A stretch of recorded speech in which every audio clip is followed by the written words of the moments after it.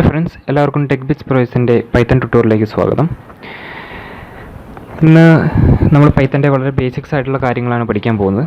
ഇപ്പോൾ ഈ ട്യൂട്ടോറിയൽ ഞങ്ങൾ പ്ലാൻ ചെയ്തിരിക്കുന്നത് പൈത്തണിൽ മുമ്പ് പ്രോഗ്രാം ചെയ്യാത്തതായിട്ടുള്ള ഏത് പ്രായക്കാർക്ക് വേണമെങ്കിലും ഈ ട്യൂട്ടോറിയൽ കാണാം. അപ്പോൾ എന്തിനാണ് പൈത്തൺ എന്ന് ചോദിച്ചു കഴിഞ്ഞാൽ, നമുക്കറിയാം നിലവിൽ ഒരുപാട് പ്രോഗ്രാമിംഗ് ലാംഗ്വേജസ് ഉണ്ട്. അപ്പോൾ എത്ര പ്രോഗ്രാമിംഗ് ലാംഗ്വേജസ് ഉണ്ടെന്ന് വെച്ച് കഴിഞ്ഞാൽ കൃത്യമായ ഒരു അറിവ് ആർക്കും ഇല്ല. ഓരോ പ്രത്യേക പ്രോജക്റ്റ് ചെയ്യുന്നതിന് വേണ്ടിയിട്ടും ഓരോ പ്രോഗ്രാമിംഗ് ലാംഗ്വേജ് നിർമ്മിച്ചുകൊണ്ടിരിക്കുകയാണ്. അപ്പോൾ ഇത്രയധികം പ്രോഗ്രാമിംഗ് ലാംഗ്വേജസ് ഉണ്ടായിട്ടും 2019 ഏറ്റവും ബെസ്റ്റ് പ്രോഗ്രാമിംഗ് ലാംഗ്വേജ് എന്ന് പറയുന്നത് പൈത്തണാണ്. അപ്പം എല്ലാ കമ്പനികളിലും പൈത്തൺ ലാംഗ്വേജിന് കൂടുതൽ മുൻതൂക്കം കൊടുക്കുന്നുണ്ട്. പൈത്തൺ എന്ന് പറയുന്നത് കോഡിങ് ചെയ്യാൻ വളരെ എളുപ്പമുള്ള ഒരു പ്രോഗ്രാമിംഗ് ലാംഗ്വേജാണ്. ബട്ട് അതുകൊണ്ട് മാത്രമല്ല പൈത്തൺ എല്ലാവരും ഉപയോഗിക്കുന്നത്. ഇപ്പം പൈത്തണേക്കാൾ എളുപ്പത്തിൽ കോഡ് ചെയ്യാൻ കഴിയുന്ന പല പ്രോഗ്രാമിംഗ് ലാംഗ്വേജസും ഇന്ന് നിലവിലുണ്ട്. ഞാൻ നിത്യേന ഉപയോഗിച്ചുകൊണ്ടിരിക്കുന്ന യൂട്യൂബ്, ഇൻസ്റ്റാഗ്രാം തുടങ്ങിയ വെബ് ആപ്ലിക്കേഷൻസ് ഒക്കെ നിർമ്മിച്ചിരിക്കുന്നത് പൈത്തൺ എന്ന് പറയുന്ന പ്രോഗ്രാമിംഗ് ലാംഗ്വേജാണ്. അതേപോലെ തന്നെ ഗൂഗിളിൻ്റെ വീഡിയോ, മ്യൂസിക് സ്ട്രീമിങ്ങിന് വേണ്ടിയിട്ടും ഇമെയിൽ അഡ്വർടൈസിങ്ങിന് വേണ്ടിയിട്ടും പൈത്തണാണ് ഉപയോഗിക്കുന്നത്. ഇപ്പോൾ നമ്മൾ റോബോട്ടിക്സ് എടുക്കുകയാണെന്നുണ്ടെങ്കിൽ ഇതിൽ ആർട്ടിഫിഷ്യൽ ഇൻ്റലിജൻസ് എന്നിവയിലെ ഒരു പ്രധാന പ്രോഗ്രാമിംഗ് ലാംഗ്വേജാണ് പൈത്തൺ എന്ന് പറയുന്നത്. ഇപ്പോൾ മറ്റുള്ള പ്രോഗ്രാമിംഗ് ലാംഗ്വേജ് നിന്നും പൈത്തനെ വേർതിരിക്കുന്ന പൈത്തൻ്റെ പ്രത്യേകതകളാണ് ഞാൻ പറയാൻ പോകുന്നത്. അതിൽ ആദ്യത്തെ പ്രത്യേകത എന്ന് പറയുന്നത് പൈത്തൻ്റെ സിൻറ്റാക്സ് ആണ്. അതായത് മറ്റുള്ള പ്രോഗ്രാമിംഗ് ലാംഗ്വേജിനെ അപേക്ഷിച്ച് വളരെ ചെറിയ ലൈൻസ് ഓഫ് കോഡ് ഉപയോഗിച്ച് പൈത്തണിൽ നമുക്ക് കോഡ് ചെയ്യാൻ സാധിക്കും. അതേപോലെ പൈത്തൻ്റെ കോഡ് ഒറ്റ നോട്ടത്തിൽ തന്നെ വളരെ വ്യക്തമായി നമുക്ക് മനസ്സിലാക്കാനും അതിലെ തെറ്റുകൾ കണ്ടുപിടിക്കാനും കഴിയും. ഇപ്പം നേരത്തെ ചെയ്ത നമ്മുടെ കോഡിനെ നമുക്ക് അനായാസകരമായിട്ട് വിപുലീകരിക്കാനും, അതേപോലെ തന്നെ പല കമ്പനികളിലും പൈത്തൺ എന്ന് പറയുന്നത് അവരുടെ ഗെയിം ഡെവലപ്മെൻറ്റിന് വേണ്ടിയിട്ടും, അതേപോലെ ബിസിനസ് പ്രോബ്ലംസ് സോൾവ് ചെയ്യുന്നതിന് വേണ്ടിയിട്ടും, അതേപോലെ പല റിസർച്ച് വർക്കിനൊക്കെ വേണ്ടിയിട്ട് പൈത്തണാണ് യൂസ് ചെയ്യുന്നത്.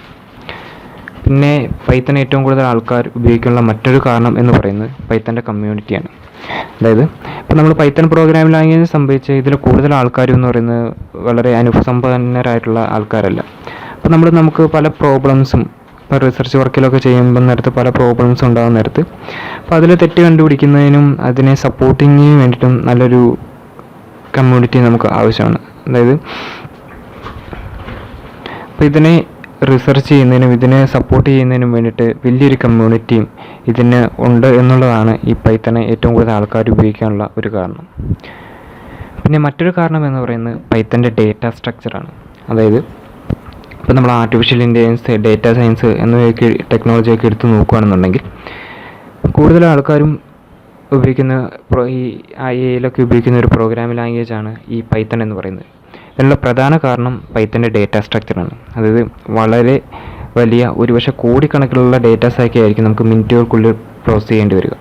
അപ്പം വളരെ പെട്ടെന്ന് ഈ ഡേറ്റ പ്രോസസ്സ് ചെയ്ത് തരുന്നു, എന്നാൽ വളരെ സിമ്പിൾ കോഴ്സിൽ ഇത് ചെയ്യാൻ സാധിക്കുന്നതുമായിട്ടുള്ള ഒരു പ്രോഗ്രാമിംഗ് ലാംഗ്വേജാണ് ഇപ്പോൾ നമ്മൾ യൂസ് ചെയ്യുക. അപ്പം അതിന് പറ്റുന്ന തരത്തിലുള്ള വളരെ ഡേറ്റാനെ പെട്ടെന്ന് പ്രോസസ്സ് ചെയ്യാൻ പറ്റുന്ന രീതിയിലുള്ള ഒരു ഡേറ്റ സ്ട്രക്ചറാണ് പൈത്തൺ ഉപയോഗിക്കുന്നത്. പിന്നെ ഇന്ന് നിലവിൽ പൈത്തൻ്റെ 2 വേർഷനാണ് ഉള്ളത്, പൈത്തൺ 2ഉം പൈത്തൺ 3ഉം. അപ്പം പൈത്തൺ 2ഉം പൈത്തൺ 3ഉം എടുത്ത് നോക്കുകയാണെന്നുണ്ടെങ്കിൽ പൈത്തൺ 2വിലെ കോഡിങ്ങും അതേപോലെ പൈത്തൺ 3യിലെ കോഡിങ്ങും തമ്മിൽ വ്യത്യാസമുണ്ട്. അതായത് പൈത്തൺ 2വിൽ നിർമ്മിച്ച പല പ്രോഗ്രാംസും നമുക്ക് പൈത്തൺ 3യിൽ അത് നല്ലോണം പ്രവർത്തിക്കണമെന്നില്ല.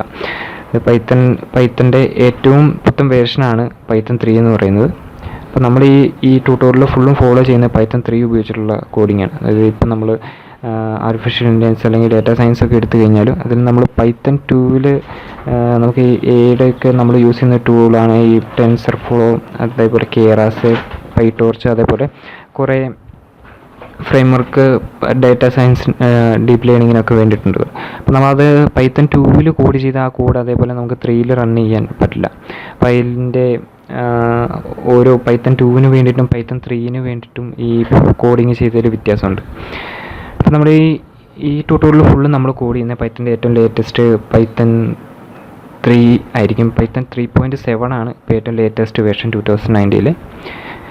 പിന്നെ നമ്മളിവിടെ കോഡ് ചെയ്യാൻ ഉപയോഗിക്കുന്ന IDE എന്ന് പറഞ്ഞാൽ ഇപ്പോൾ നമുക്ക് പൈത്തൺ കോഡ് നമുക്ക് നോട്ട് പാഡിൽ സിമ്പിളായിട്ട് കോഡ് ചെയ്ത് .py എന്ന് പറഞ്ഞ ഫോർമാറ്റിൽ സേവ് ചെയ്ത് കഴിഞ്ഞാൽ ആ കോഡ് നമുക്ക് റൺ ചെയ്യാം. പൈത്തൺ ഇൻസ്റ്റാൾ ചെയ്തിട്ടുള്ള ഏത് ഓപ്പറേറ്റിംഗ് സിസ്റ്റത്തിൽ വേണമെങ്കിലും നമുക്ക് ഈ കോഡ് റൺ ചെയ്യാം. പിന്നെ ഞാനിന്നിവിടെ കോഡ് ചെയ്യുന്നത് അനാക്കോണ്ട നാവിഗേറ്റർ എന്ന് പറയുന്ന ഒരു ഐഡിയയിലാണ്.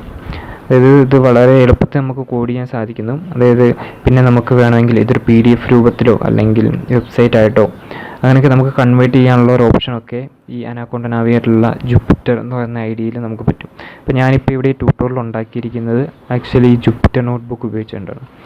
ഇതിൻ്റെ പ്രത്യേകത എന്താണെന്ന് വെച്ച് കഴിഞ്ഞാൽ എനിക്കിതേപോലെ ടെക്സ്റ്റ് മലയാളമോ ഇംഗ്ലീഷോ ഏത് ടെക്സ്റ്റ് വേണമെങ്കിൽ ഇതിനകത്ത് ടൈപ്പ് ചെയ്യാം. അതിൻ്റെ ഒപ്പം തന്നെ എനിക്ക് പൈത്തൺ കോഡും റൺ ചെയ്യാൻ പറ്റും. അതായത് ഞാനിപ്പോൾ ഇവിടെ പൈത്തൻ്റെ സിമ്പിളായിട്ടുള്ളൊരു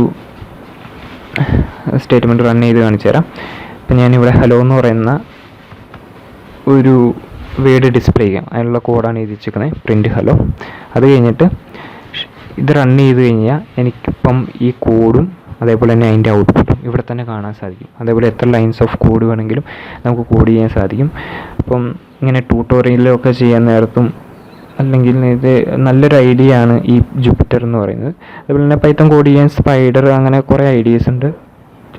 നമുക്ക് എങ്ങനെയാണ് ഈ അനാക്കോണ്ട നാവിഗേറ്റർ ഇൻസ്റ്റാൾ ചെയ്യുന്നതെന്ന് നോക്കാം. അതിന് വേണ്ടി നമ്മൾ ആദ്യം anaconda.com എന്ന് പറയുന്ന അവരുടെ വെബ്സൈറ്റിൽ പോവുക. ശേഷം ഫസ്റ്റ് തന്നെ ഇവിടെ ടോപ്പിൽ ഡൗൺലോഡിങ്ങിനുള്ള ഓപ്ഷൻ ഉണ്ട്. അത് ക്ലിക്ക് ചെയ്യുക. ക്ലിക്ക് ചെയ്ത് കഴിയുമ്പം താഴത്തേക്ക് സ്ക്രോൾ ചെയ്ത് കഴിയുമ്പോൾ ഇവിടെ ഓപ്പറേറ്റിംഗ് സിസ്റ്റം നമുക്ക് ചൂസ് ചെയ്യാം. ഇപ്പം വിൻഡോസ് ആണ് യൂസ് ചെയ്യുന്നുണ്ടെങ്കിൽ വിൻഡോസ് ക്ലിക്ക് ചെയ്യുക. അല്ല മാക്OS ആണെന്നുണ്ടെങ്കിൽ macOS, ലിനക്സ് ആണെങ്കിൽ ലിനക്സ്, ഏതാണെന്ന് വെച്ചാൽ ഓപ്പറേറ്റിംഗ് സിസ്റ്റം സെലക്ട് ചെയ്യുക.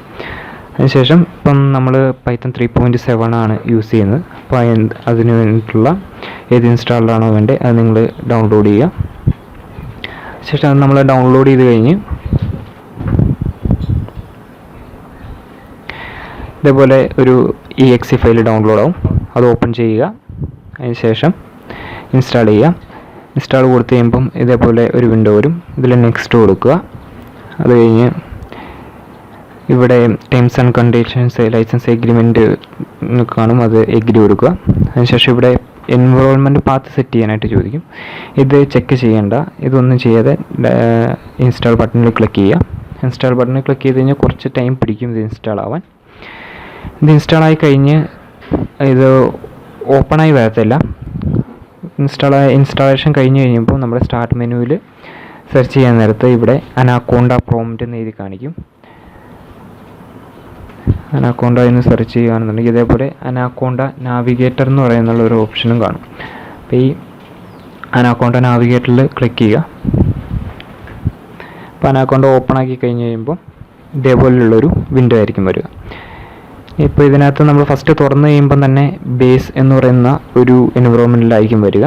അപ്പോൾ നമ്മൾ വേറൊരു എൻവിറോൺമെൻറ്റ് ഫ്രഷ് ആയിട്ട് ക്രിയേറ്റ് ചെയ്ത് അതിലാണ് കോഡിംഗ് ഒക്കെ ചെയ്യാൻ പോകുന്നത്. അപ്പോൾ എങ്ങനെയാണ് ഒരു എൻവിറോൺമെൻറ്റ് സെറ്റ് ചെയ്യുന്നത്, എന്താണ് എൻവിറോൺമെൻറ്റ് എന്നുള്ള കാര്യങ്ങളൊക്കെ നെക്സ്റ്റ് ട്യൂട്ടോറിയലിൽ പറയുന്നതായിരിക്കും.